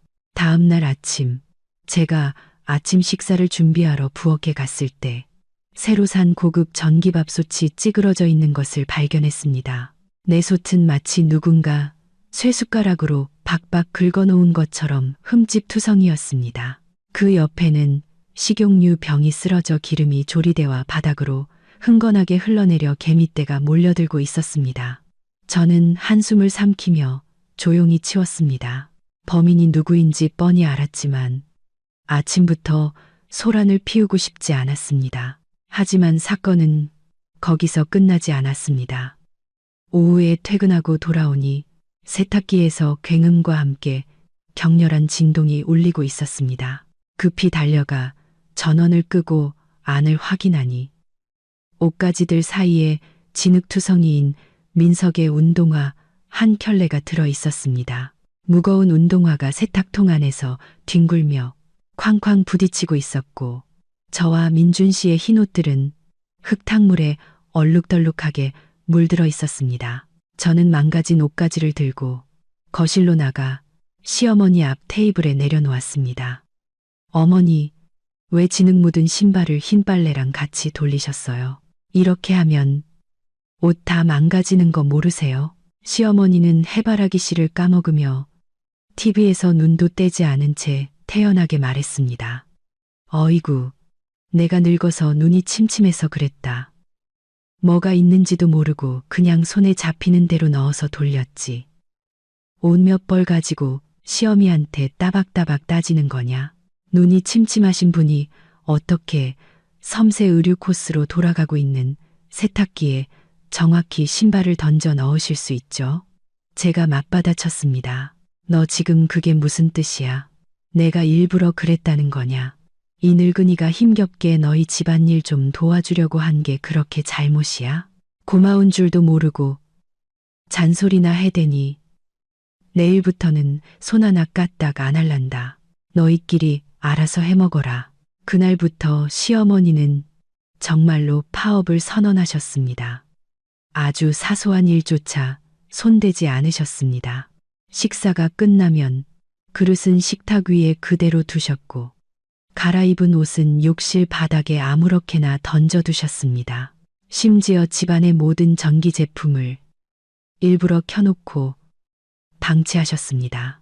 덥지도 않은데 거실 에어컨은 하루 종일 16도로 켜져 있었고 TV는 잠자리에 드신 후에도 아침까지 시끄럽게 켜져 있었습니다. 민석도 어머니와 한패가 되었습니다. 그는 수시로 친구들을 집으로 데려와 술판을 벌였고 맥주 캔과 과자 봉지를 온 집안에 널어놓았습니다. 담배 연기로 집안을 자욱하게 만들어 늘 악취가 진동했습니다. 제가 한마디 할 때마다 그는 비웃으며 말했습니다. 형수님, 너무 깐깐하시네. 친구들 와서 집안 분위기도 좀 살고 좋잖아요. 이거요? 제가 좀 이따 치울게요. 하지만 그의 좀 이따는 결코 오지 않았습니다. 결국 치우는 사람은 저나 민준 씨였습니다. 저는 그들이 일부러 저를 자극해서 제가 미쳐버리거나 지쳐서 그들의 요구를 들어주기를 바란다는 것을 알았습니다. 하지만 그들은 저를 잘못 봤습니다. 억압받을수록 저는 더 강해졌습니다. 저는 여전히 출근했고 집안일을 돌봤습니다. 하지만 동시에 그들의 모든 파괴 행위를 조용히 기록했습니다. 거실과 부엌에 몰래카메라를 추가로 설치했습니다. 집을 더럽히고 물건을 부수는 그들의 모든 행동이 선명하게 녹화되었습니다. 저는 아무 말도 하지 않았습니다. 결정적인 한 방을 날릴 가장 적절한 때를 기다리고 있었습니다. 파괴 공작이 저희 부부를 흔들지 못하자 시어머니는 떼쓰기 수준을 한 단계 더 끌어올리기로 결심했습니다. 바로 단식 투쟁이었습니다. 그날 저녁, 제가 저녁상을 차렸을 때 시어머니는 소파에 앉아 벽을 보고 돌아누운 채 식탁으로 올 생각을 안 했습니다. 민준 씨가 다가가 말했습니다. 어머니, 식사하러 오세요. 오늘 서연이가 어머니 좋아하시는 갈치조림 했어요. 안 먹는다. 그녀는 힘없지만 단호한 목소리로 말했습니다. 목구멍으로 넘어가질 않아. 이 집에서 나는 없는 사람 취급인데 뭐하러 내들 밥 축내면서까지 먹겠니? 어머니, 또 그런 말씀 마세요. 누가 어머니를 없는 사람 취급한다고 그래요. 자꾸 오해하시네요. 오해 아니야. 내 마누라는 나를 반쪽 눈으로 쳐다봐. 촌스럽다고 무시하고 내가 밥 한 술 뜨는 것도 아까워하잖아. 그냥 내가 굶어서 개 속이나 시원하게 해줘야겠다. 내가 굶어 죽어야 걔 눈엣 가시가 사라지겠지. 민준 씨와 제가 아무리 설득해도 시어머니는 끝까지 식사를 거부하셨습니다. 저녁 내내 소파에 누워 죽어가는 사람처럼 끙끙 앓는 소리를 냈습니다. 다음 날 아침에도 그리고 그 다음 날 종일에도 그녀는 단식을 선언했습니다. 하지만 저는 냉장고의 우유가 눈에 띄게 줄어들고 그녀의 방 쓰레기통에서 카스텔라 빵 봉지가 나오는 것을 발견했습니다. 그녀는 우리 앞에서는 굶는 척하고 뒤에서는 꼬박꼬박 영양 보충을 하고 있었던 것입니다. 저는 속으로 비웃었습니다. 어머니, 이번 연극은 좀 허술하시네요. 단식 투쟁 3일째 되는 날, 시어머니는 시골의 친척들에게 전화를 걸기 시작했습니다. 그녀는 일부러 스피커폰으로 바꿔 제가 들을 수 있도록 큰 소리로 말했습니다. 아이고, 오촌 아주머니, 저 너무 힘들어요. 저 이제 죽을 것 같아요. 민준이 부부가 저를 굶겨요. 사흘 동안 밥 한 톨 구경도 못했어요. 이것들이 저를 죽이려고 하나 봐요. 전화기 너머 시어머니의 여동생인 이모님이 경악했습니다. 아니, 그게 무슨 소리야. 민준이가 얼마나 착한데 어떻게 그런 짓을 해. 걔가 마누라 말에 넘어가서 그래요. 이모. 그 며느리가 얼마나 독한데요. 저를 온갖 방법으로 괴롭히더니 이제는 저를 길거리로 내쫓고 재산 다 뺏으려고 해요. 이모가 다른 친척들한테도 알려서 저 좀 구하러 와달라고 해주세요. 저는 피가 끓어오르는 것을 느꼈습니다. 그녀는 뻔뻔하게 흑백을 뒤바꿔 자신을 비련의 주인공으로 만들고 있었습니다. 지금 당장 행동하지 않으면 저희 부부의 명예가 온 집안에 먹칠될 것이 뻔했습니다. 저는 거실로 나가 전화기를 붙들고 울부짖는 그녀를 똑바로 쳐다보았습니다. 어머니, 이모님이랑 통화하시는군요. 제 안부도 좀 전해주세요. 그리고 이모님한테 이것도 꼭 말씀드리세요. 제가 어제 어머니가 다 드신 우유랑 카스텔라 빵 산 마트 영수증 아직 가지고 있다고요.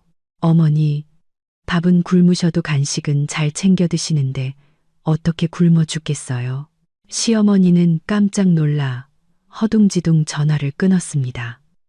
그녀의 얼굴은 들통난 거짓말 때문에 시뻘개졌습니다.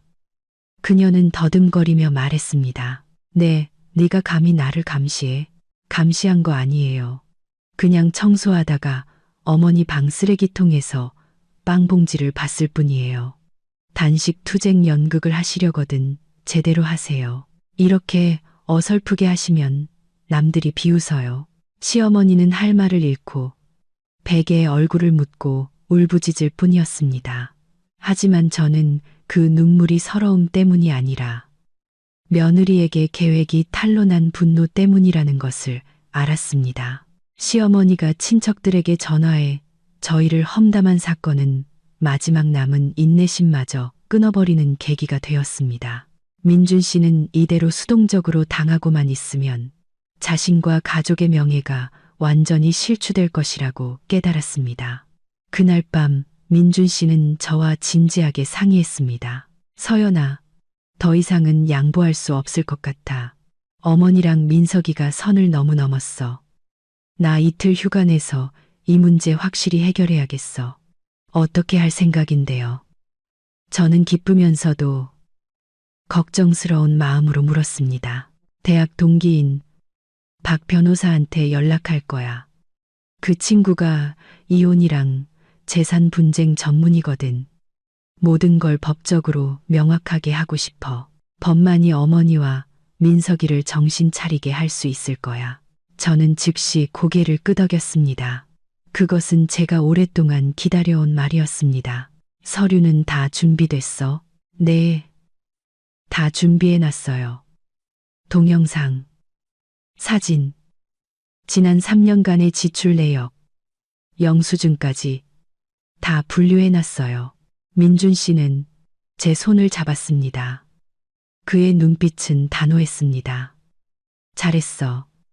내일 박 변호사 집으로 오라고 할게. 그리고 솔직하게 다 터놓고 얘기하는 거야. 삼자 대면으로.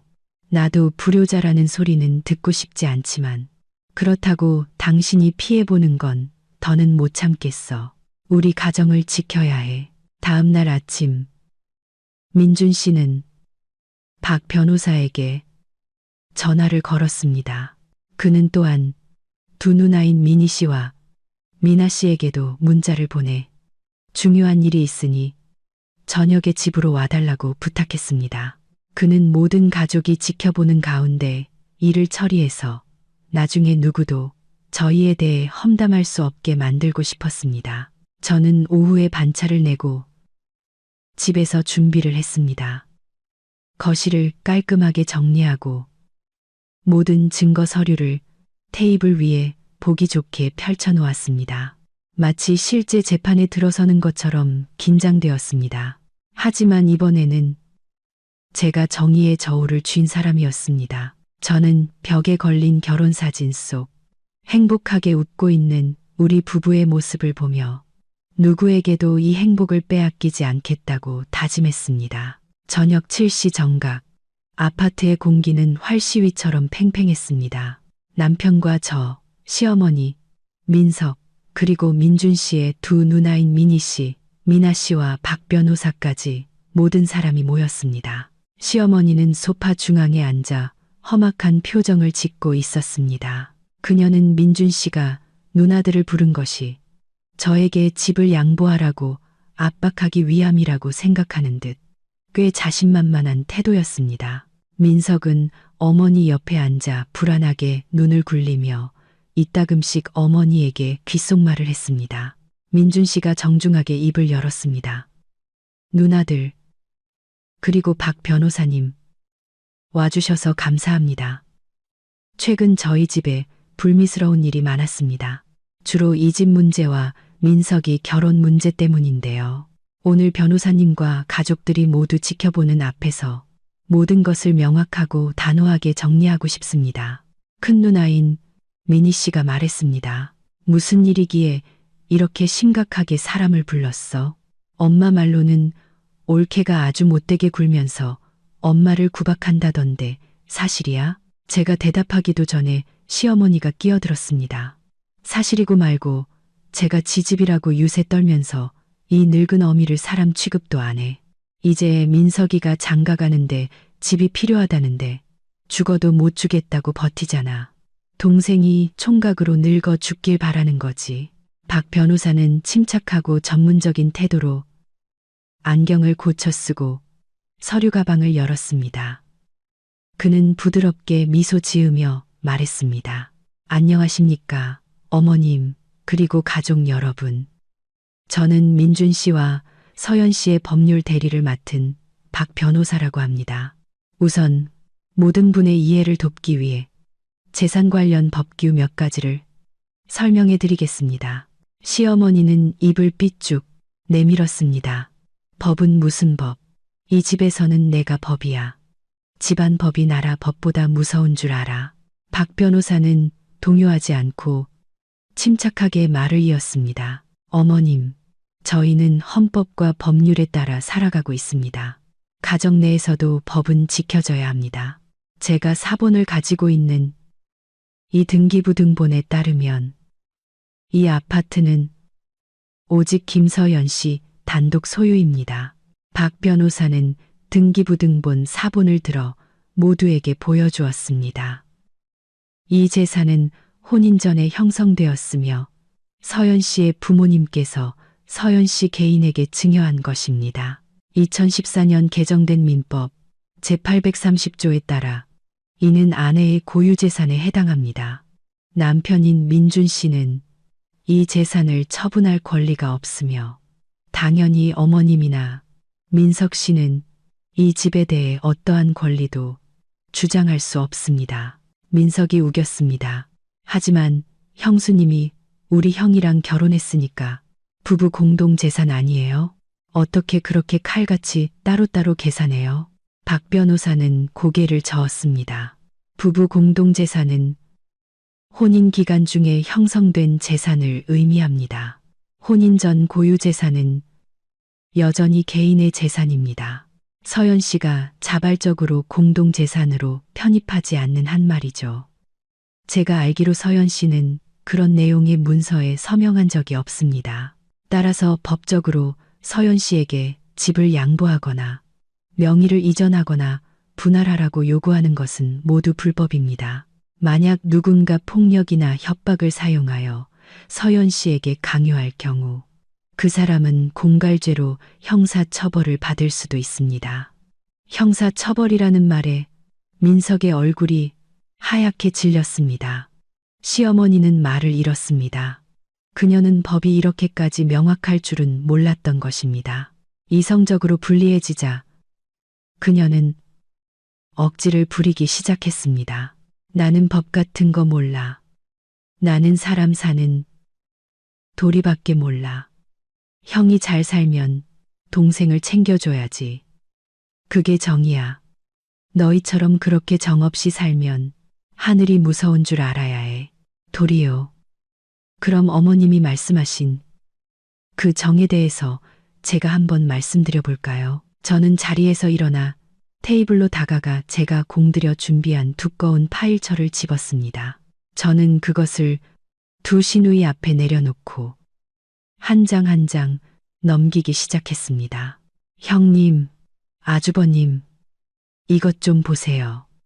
이건 어머니가 저희랑 같이 사신 지난 3년간 저희 부부의 모든 지출 내역과 은행 거래 내역이에요. 두 시누이는 호기심 어린 눈으로 서류를 들여다보았습니다. 시어머니와 민석도 당황한 표정으로 목을 빼고 쳐다보았습니다. 매달 전기세 평균 30만 원, 식비 매달 150만 원, 어머니 드실 보약과 영양제 값도 매달 50만 원 가까이 들었어요.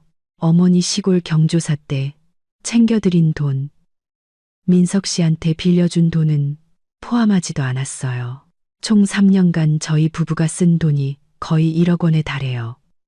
마지막 장에 있는 총액을 보시면 아실 거예요. 방 안은 쥐 죽은 듯 조용해졌습니다. 1억 원이라는 금액에 모두가 경악했습니다. 두 시누이는 서로를 쳐다보며 놀라움을 감추지 못했습니다. 1억 원이나? 엄마는 우리한테 엄마 연금으로 너희들 먹여 살린다고 하셨는데. 미나 씨가 소리쳤습니다. 어머니 연금은 한 달에 30만 원. 그건 전부 어머니 용돈으로 쓰셨어요. 제게 시장 보라고 단돈 10,000원 한 장 주신 적 없어요. 저는 어머니께 생활비를 요구한 적도 없어요. 어머니를 모시는 건 자식의 책임이라고 생각했으니까요.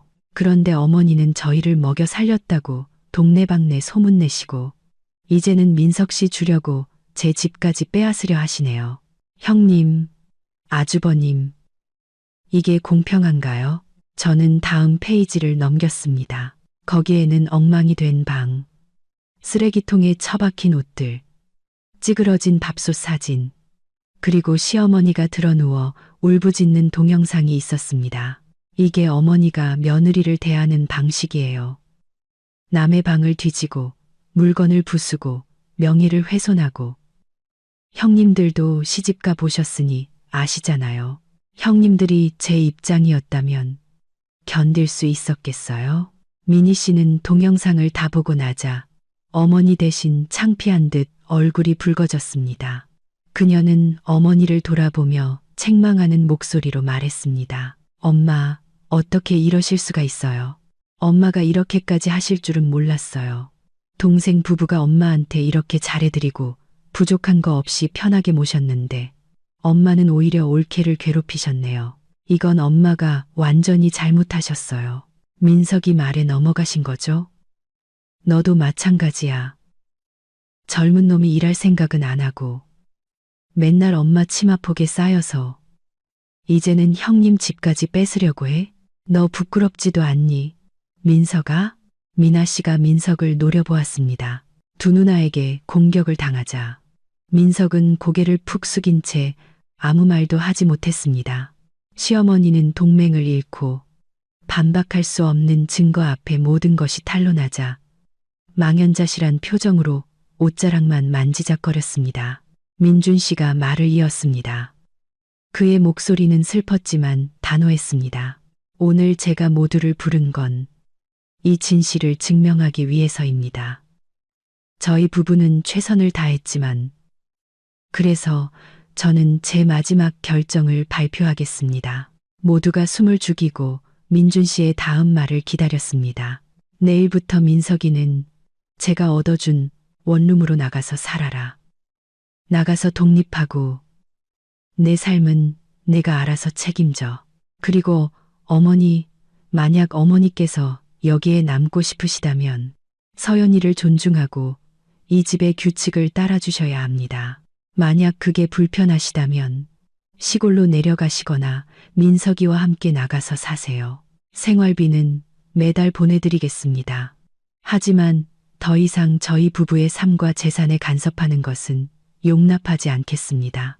시어언니는 민준 씨를 올려다보았습니다.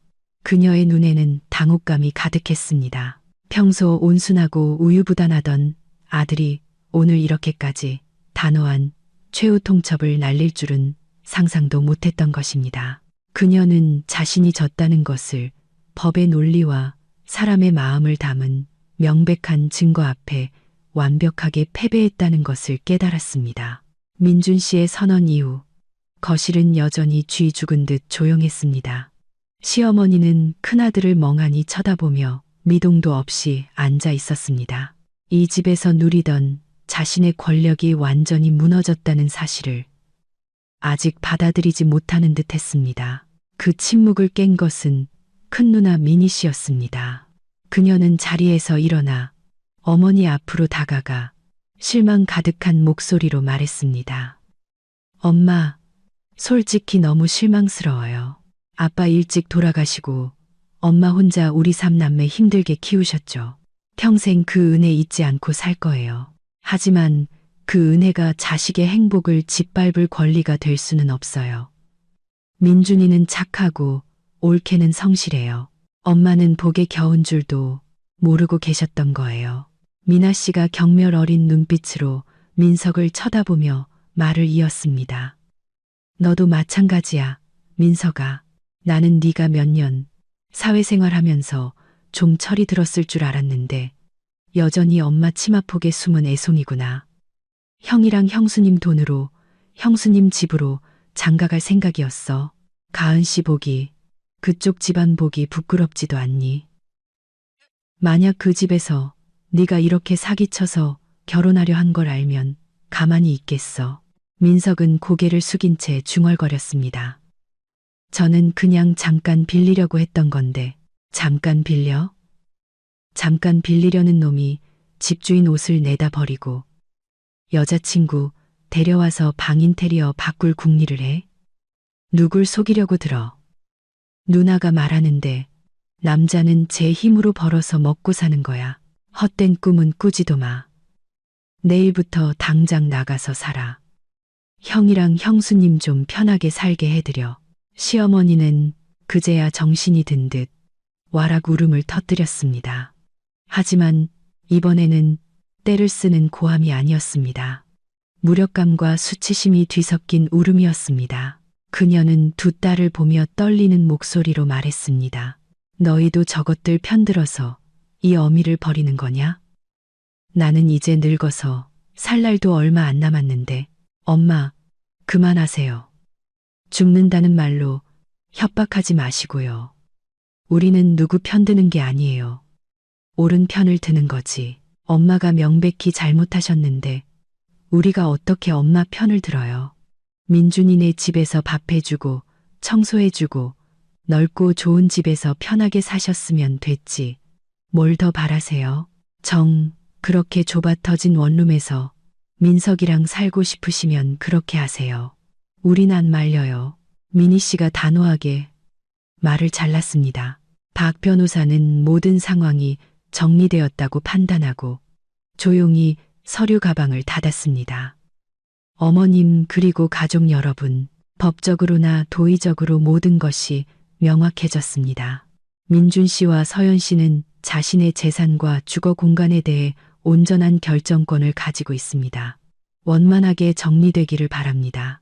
만약 앞으로 또다시 괴롭힘이나 주거 침입과 같은 불법 행위가 발생한다면 저는 법에 따라 더 강력한 조치를 취할 수밖에 없습니다. 말을 마친 박 변호사는 인사를 하고 돌아갔습니다. 민준 씨는 친구를 배웅하러 나갔고 방 안에는 냉혹한 현실을 마주한 시어머니와 민석 그리고 두 시누이만 남았습니다. 두 시누이는 어머니를 한참 동안 설득하다가 돌아갔지만 시어머니는 여전히 분한 마음을 사귀지 못하는 듯했습니다. 그날 밤 집안은 무거운 침묵에 잠겼습니다. 민석은 소파에서 잠을 청했고 시어머니는 방문을 굳게 닫고 나오지 않았습니다. 다음 날 민준 씨는 휴가를 내고 민석이 살 집을 구하러 나섰습니다. 그는 저희 집에서 약 5km 떨어진 곳에 원룸을 구했습니다. 서민들이 사는 동네의 평범한 다세대 주택이었지만 물론 저희 고급 아파트와는 비교할 수 없었습니다. 그날 점심 민준 씨는 집에 돌아와 통보했습니다. 민석이 살 집 구했어. 내일 당장 이사해. 집세는 내가 석 달치 먼저 내줬으니까 다음 달부터는 네가 알아서 해. 민석은 그 말을 듣고 얼굴이 잿빛이 되었지만 어제 두 누나의 기세에 눌려 아무 말도 하지 못했습니다. 하지만 시어머니는 달랐습니다. 그녀는 여전히 민준 씨가 겁만 주는 것이라고 생각하는 듯했습니다. 그녀는 소파에 주저앉아 팔짱을 끼고 단호하게 선언했습니다. 나는 아무 데도 안 가. 여긴 내 아들 집이야. 나도 살 권리가 있어. 민석이는 가든지 말든지 맘대로 하라지. 나는 여기서 버틸 테니 누가 감히 나를 쫓아내는지 한번 보자. 저는 그녀를 보며 깊은 무력감을 느꼈습니다. 이 지경이 되어서도 여전히 고집을 부리다니. 민준 씨는 한숨을 쉬며 어머니를 바라보았습니다.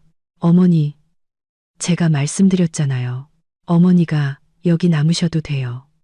하지만 그러려면 서연이를 존중하고 이 집의 규칙을 따라주셔야 해요. 집 어지럽히지 마시고 함부로 물건 뒤지지 마시고 그리고 가장 중요한 건 더 이상 서연이 흉보지 마세요. 하실 수 있겠어요? 내가 시어미인데 며느리 말 들으라고? 세상 천지에 그런 법이 어디 있어. 나는 내 방식대로 살 테니 너희가 어쩔 건데. 그녀가 소리쳤습니다. 어머니께서 바뀌지 않으신다면 죄송하지만 민석이랑 같이 나가서 사셔야 할 것 같아요. 민석이가 어머니 뜻대로 잘 모시겠죠. 민준 씨는 단호했습니다. 네가 날 쫓아내. 네가 감히 네 어미를 집에서 내쫓아. 이 불효 막심한 놈. 아이고 세상아. 그녀는 또다시 울부짖으며 베개의 머리를 박기 시작했습니다. 하지만 이번에는 민준 씨가 더 이상 마음 약해지지 않았습니다. 그는 저를 돌아보았습니다. 서연아, 들어가서 어머니 짐 좀 싸줘. 옷이랑 개인 물품만 챙기고 집안 공용 물품은 그냥 둬. 저는 고개를 끄덕이고 그녀의 방으로 들어갔습니다.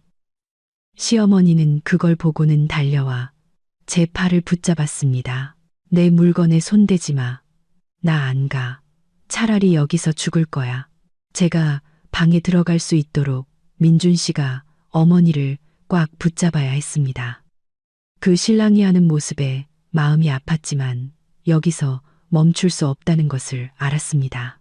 오늘 확실히 끝내지 않으면 제 인생은 영원히 이 비극 속에서 헤어나오지 못할 것이었습니다. 저는 재빨리 그녀의 옷을 2개의 큰 여행 가방에 담았습니다. 그동안 민석은 멍하니 서서 지켜보기만 했습니다. 말릴 용기도 도울 용기도 없는 듯 했습니다. 그는 이제 시대가 변했고 더 이상 기댈 곳이 없다는 것을 깨달은 것입니다. 오후에 민준 씨는 이삿짐 센터에 연락했습니다. 유니폼을 입은 직원들이 민석의 짐과 시어머니의 여행 가방을 엘리베이터로 옮겼습니다. 시어머니는 자신의 짐이 하나둘씩 밖으로 나가는 것을 보자 정말로 공포에 질렸습니다. 그녀는 민준 씨가 농담하는 것이 아니라는 것을 깨달았습니다. 그녀는 뛰쳐나가 문을 막고 바닥에 드러누워 떼를 쓰며 처절하게 울부짖었습니다. 아이고, 동네 사람들. 내 아들이 저를 길거리로 내쫓아요. 집도 뺏고 재산도 뺏고 누가 저 좀 살려주세요.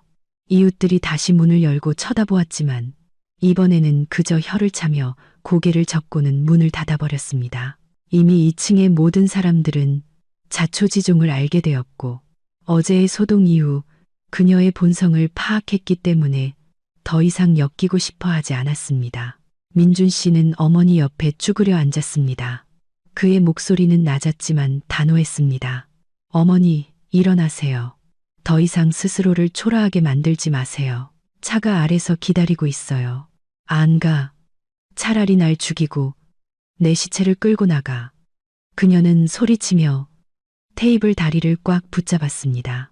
그때 민석의 휴대폰이 울렸습니다. 가은이었습니다. 민석은 잠시 망설이다가 전화를 받았습니다.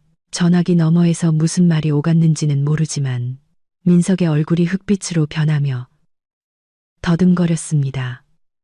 자기야, 내 설명 좀 들어봐. 집 문제는 내가 속인 게 아니야. 여보세요, 여보세요. 민석은 힘없이 휴대폰을 내려놓았습니다. 넋이 나간 표정이었습니다. 가은이 저희 집안의 소동을 알게 된 모양이었습니다. 게다가 민석이 집에서 쫓겨난다는 사실까지 알게 되자 그녀는 바로 이별을 통보한 것이었습니다. 민석의 신데렐라 꿈은 산산조각이 났습니다. 보셨어요, 어머니. 어머니의 과보와 우리 두 사람의 탐욕이 민석이를 망친 거예요. 처음부터 어머니가 민석이에게 독립하는 법을 가르치고 남의 것을 탐내도록 부추기지 않으셨다면 지금 이렇게 사랑도 돈도 다 잃는 꼴은 안 당했을 거예요. 민준 씨가 민석을 가리키며 말했습니다. 시어머니는 민석이 여자친구에게 차였다는 소식을 듣고는 망연자실했습니다. 울음소리가 목구멍에 걸렸습니다. 그녀는 축 늘어진 잎사귀처럼 주저앉은 막내 아들을 보다가 단호한 표정으로 서 있는 민준 씨를 보았습니다. 그녀는 이 게임에서 자신이 완벽하게 졌다는 것을 깨달았습니다. 시어머니가 저항하든 말든 민준 씨는 단호하게 계획을 실행했습니다. 그는 이삿짐 센터 직원들에게 계속 일하라고 신호를 보냈습니다. 그는 어머니를 부축해 문 밖으로 이끌었습니다.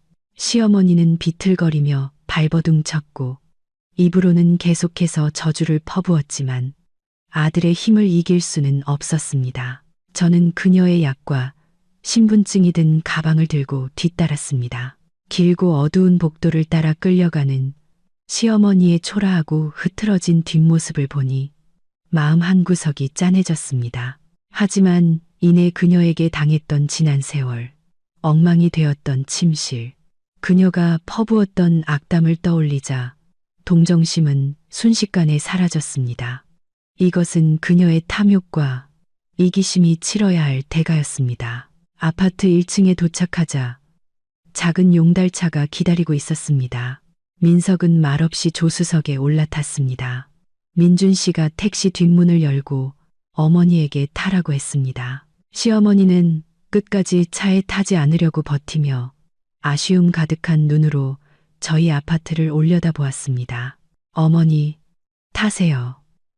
제가 두 분 모셔다 드리고 정리되는 거 보고 올게요. 민준 씨가 말했습니다. 시어머니는 마지막으로 저를 증오 가득한 눈빛으로 쏘아보았습니다. 두고 봐라, 이년아. 인과응보라는 말이 괜히 있는 게 아니야. 네가 얼마나 잘 사나 내가 두 눈 뜨고 지켜볼 거다. 저는 침착하게 대답했습니다. 네, 어머님. 어머님 걱정하시지 않도록 저 잘 살게요. 그곳에서 건강 잘 챙기세요. 택시는 지난 3년간 제 삶을 뒤흔들었던 폭풍우를 싣고 떠났습니다. 저는 차가 복잡한 인파 속으로 사라질 때까지 그 자리에 서서 지켜보았습니다. 깊은 숨을 들이쉬자 상쾌한 오후 공기가 폐부 깊숙이 들어왔습니다. 3년 만에 처음으로 저는 서울의 하늘이 이렇게 아름답다는 것을 느꼈습니다. 차는 깊고 어두운 골목 어귀에 멈춰 섰습니다. 민준 씨는 어머니와 민석을 데리고 약 200m를 더 걸어 들어갔습니다. 그곳은 높은 건물들 사이에 끼어 있는 낡은 단층집이었습니다. 민준 씨가 문을 열었습니다. 방은 약 20제곱미터 남짓했고 벽지는 누렇게 변색되어 곳곳이 벗겨져 있었습니다. 낡은 타일 바닥, 삐걱거리는 옷장 하나, 그리고 검은 그을음이 낀 작은 부엌이 전부였습니다. 시어머니는 방에 들어서자마자 코를 막으며 소리쳤습니다. 세상에, 이런 돼지우리 같은 곳에서 나더러 살라고.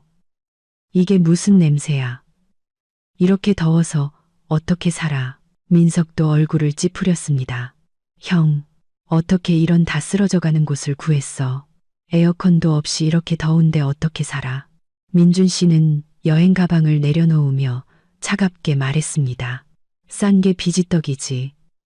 여긴 월세도 싸고 공과금도 저렴해. 아직 변변한 직업 없는 내 형편에는 여기가 딱이야. 편하게 살고 싶으면 네가 돈 벌어서 좋은 오피스텔 구해. 하지만 내가 어떻게 이런 고생을 해. 나는 넓고 좋은 집에서 시원한 에어컨 쐬면서 살았는데 이런 찜통에 들어오면 나는 죽어. 시어머니가 소리쳤습니다. 그럼 시골로 내려가시는 방법도 있어요. 시골집은 넓고 공기도 좋잖아요. 시골에서 편안하게 노후 보내시는 게 제일 좋아요. 그래도 도시에 남아서 자식들 가까이 있고 싶으시면 민석이의 현실을 받아들이셔야 해요. 제가 해드릴 수 있는 건 여기까지예요. 민준 씨가 제안했습니다. 말을 마친 민준 씨는 두 사람의 짐 정리를 돕기 시작했습니다. 시어머니는 침대 모서리에 주저앉아 눈물을 글썽이며 초라한 방을 둘러보았습니다. 그녀는 소 잃고 외양간 고친다는 말의 의미를 뼈저리게 느끼기 시작했습니다. 그녀는 모든 것을 가졌었습니다. 아름다운 집, 효심 깊은 아들, 살뜰한 며느리. 하지만 끝없는 탐욕이 그 모든 것을 잃게 만들고 황혼의 나이에 이런 고생길로 내몰았습니다. 민준 씨는 민석에게 선풍기 하나를 조립해주고 몇 마디 당부의 말을 남긴 채 돌아섰습니다. 그는 어머니를 돌아보지 않았습니다. 지금 마음이 약해지면 그동안의 모든 노력이 물거품이 될 것이라는 것을 알았기 때문입니다. 그는 작은 골목을 빠져나오며 등 뒤에 남겨진 어머니와 남동생의 한탄과 뒤늦은 후회를 외면했습니다. 민준 씨가 돌아온 후 우리가 가장 먼저 한 일은 집 전체 대청소였습니다. 지난 3년간 시어머니가 쌓아둔 온갖 잡동사니와 낡은 물건들을 모두 버렸습니다. 새 커튼을 달고 향기롭고 깨끗한 새 침구로 바꿨습니다. 민준 씨는 또한 도배업자를 불러 침실 벽지를 새로 발라 그날의 끔찍했던 흔적을 지웠습니다. 내 공간의 주인이 된다는 느낌은 정말 최고였습니다. 더 이상 시끄러운 TV 소리도 역한 기름 냄새도 잔소리도 없었습니다. 집은 본래의 평화를 되찾았습니다. 그날 저녁 저는 자축하기 위해 푸짐한 저녁 식사를 차렸습니다. 따뜻한 식탁에 마주 앉은 우리 부부, 반짝이는 촛불, 그리고 잔잔한 음악. 민준 씨는 사랑과 미안함이 가득한 눈으로 저를 바라보았습니다. 고마워, 서연아. 그동안 참고 견뎌줘서 정말 고마워. 약속할게. 이제 다시는 누구도 당신을 힘들게 하거나 우리 가정을 침범하게 두지 않을 거야. 저는 그의 손을 잡고 행복하게 미소 지었습니다. 저도 고마워요. 제 편에 서서 용감하게 정의와 우리 사랑을 지켜줘서. 어머니 일 때문에 마음 아픈 거 알지만 시간이 지나면 어머니도 이해해 주실 거라고 믿어요. 우리의 삶은 점차 제 궤도를 찾아갔습니다. 마음의 짐을 벗어 던지자 저는 일의 능률도 훨씬 올랐고 승진도 했습니다. 민준 씨도 한결 밝고 편안해 보였습니다. 우리는 서로를 챙기고 여행을 다니며 지난 3년간 빼앗겼던 늦깎이 신혼생활을 만끽했습니다. 가끔 민준 씨는 어머니와 민석이 사는 곳에 들러 음식이랑 약을 챙겨주었습니다. 그가 말하길 민석이는 생활비를 벌기 위해 배달 기사 일을 시작했다고 했습니다. 어머니도 불평이 많이 줄었지만 여전히 분한 마음은 남아있는 듯 했습니다. 민석이가 하루 종일 일하고 피곤하게 돌아오니 더 이상 어머니를 챙겨줄 여력이 없어 어머니는 직접 밥을 하고 빨래를 하기 시작했다고 했습니다. 혹독한 현실은 그 어떤 조언보다 더 효과적인 교훈을 그들에게 가르쳐 주었습니다. 3개월 후 비가 억수같이 쏟아지던 어느 주말 저녁 초인종이 울렸습니다.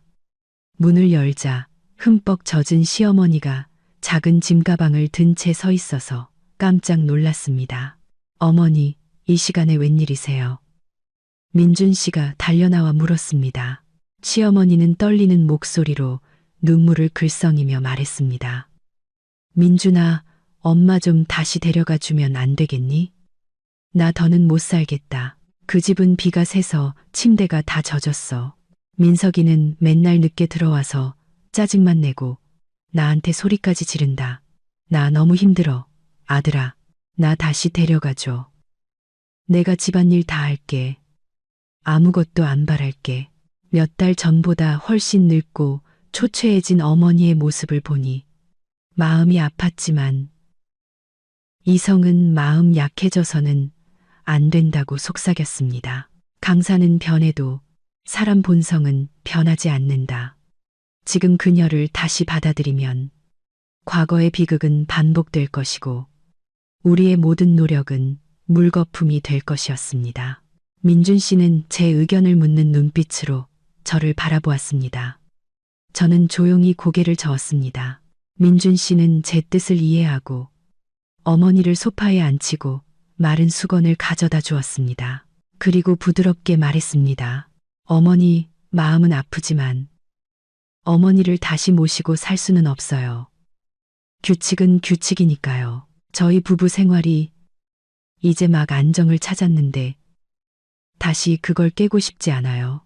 네가 정말 날 내쫓겠다는 거냐? 이 어미가 이렇게 고생하는데 못 본 척 하겠다는 거야.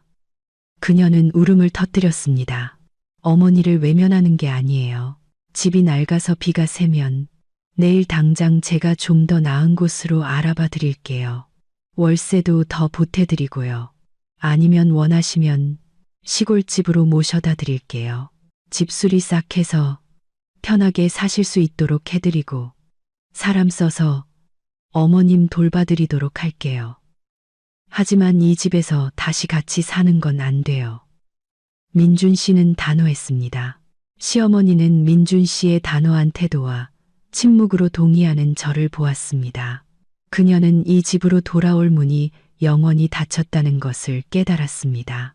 그녀는 고개를 숙이고 현실을 받아들였습니다. 그녀는 자신의 이기심과 탐욕으로 가장 좋은 안식처를 제 손으로 파괴한 것이었습니다. 이제 그 결과를 받아들이는 법을 배워야 했습니다. 결국 그녀는 시골로 돌아가는 것을 선택했습니다. 아마 그녀도 이 도시에는 더 이상 자신의 계산이 통할 곳이 없다는 것과 부족한 형편의 민석과 사는 것이 더 고통스럽다는 것을 깨달았을 것입니다. 어머니를 시골 가는 버스 터미널에 모셔다 드리는 날, 민준 씨는 그녀의 손에 두둑한 돈 봉투를 쥐어주었습니다. 그녀는 눈시울을 붉히며 그것을 받았습니다. 그리고 처음으로 제게 진심 어린 말을 건넸습니다. 나 간다. 너희들 잘 살아라. 그리고 미안했다. 뒤늦은 사과였지만 제 마음속 응어리를 풀어주기에는 충분했습니다. 버스가 떠나고 저는 민준 씨의 손을 꽉 잡았습니다. 마음이 한결 가벼워졌습니다. 가정을 지키기 위한 전쟁은 끝났습니다. 우리는 칼이나 계략이 아닌 굳건함과 이성, 그리고 올바른 방식의 사랑으로 승리했습니다. 저는 가족이란 사랑을 나누는 곳이지만 그 사랑에는 반드시 존중과 명확한 경계선이 동반되어야 한다는 것을 깨달았습니다. 그 핵심 가치를 지킬 줄 알 때, 우리는 비로소 오래도록 지속되는 행복을 지킬 수 있습니다. 끝까지 시청해 주셔서 진심으로 감사합니다. 다음 영상에서 더 흥미로운 이야기로 찾아뵙겠습니다.